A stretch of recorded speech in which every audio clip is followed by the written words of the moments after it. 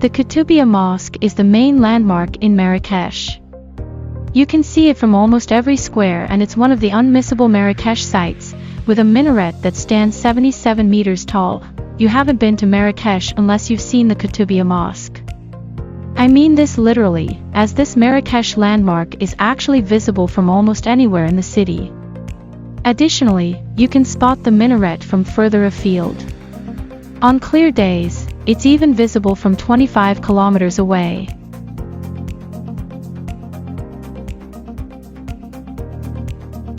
The Medina Souks, for many visitors, Marrakesh's labyrinthine Medina, Old City, district is the town's star attraction. The narrow alleyways are a kaleidoscope of colors, scents, and sounds, and are bound to be the sightseeing highlight of your trip, as well as simply wandering and getting lost. Amid the bustling maze, there are myriad shopping opportunities where you can put your haggling hat on and barter to your heart's content.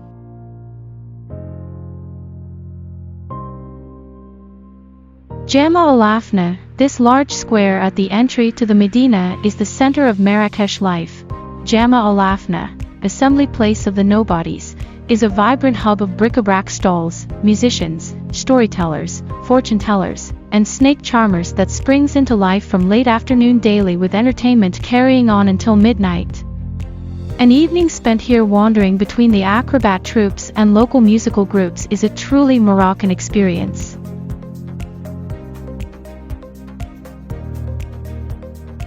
Menara Gardens, the ochre pavilion in front of the Grand Atlas Mountains. This panorama of the Menara Gardens is one of the most popular motifs on postcards from Marrakesh.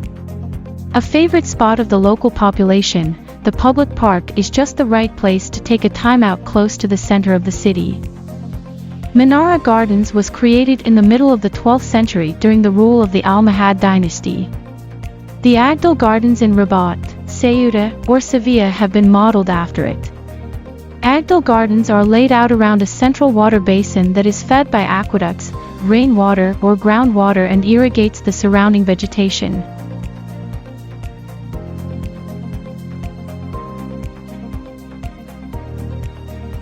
The Saadian Tombs. The Saadian tombs are located just outside Marrakesh and were constructed during the reign of Sultan Ahmad al-Mansur in the late 16th century. This is the resting place of al-Mansur, his family, and other notable officials from that era. These tombs were discovered in 1917, restoration began shortly thereafter.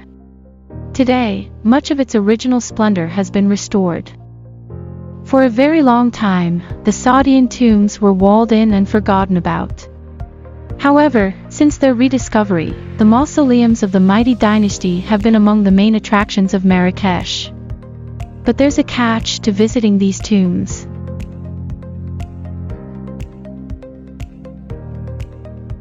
Majorelle Gardens. These lush tropical gardens full of cacti, palms, and ferns are the work of painter Jacques Majorelle. Originally from the town of Nancy in France, Majorelle came to Marrakesh for health reasons and became well known for his paintings of local Moroccan life.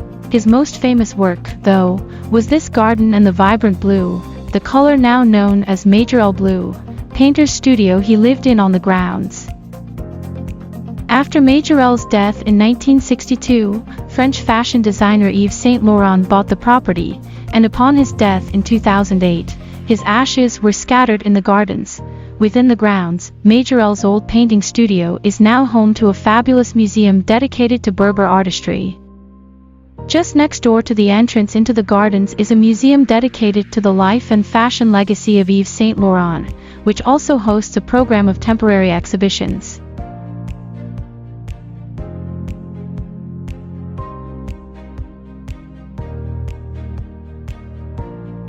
The sumptuously decorated Madrasa of Ben Youssef is one of the finest examples of Saadian-era artistry in Morocco.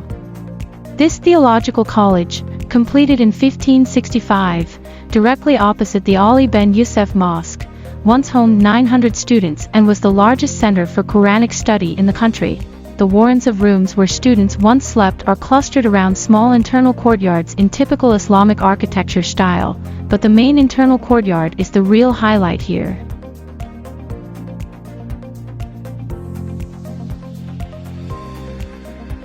Hot air balloon ride over the Marrakesh countryside. Several companies run sunrise hot air balloon ride tours in Marrakesh, which provide panoramic views across the city, the palm groves, and surrounding arid plateau and the spine of the Atlas Mountains in the distance beyond. For photographers, the dramatic vistas are definitely worth the early morning start.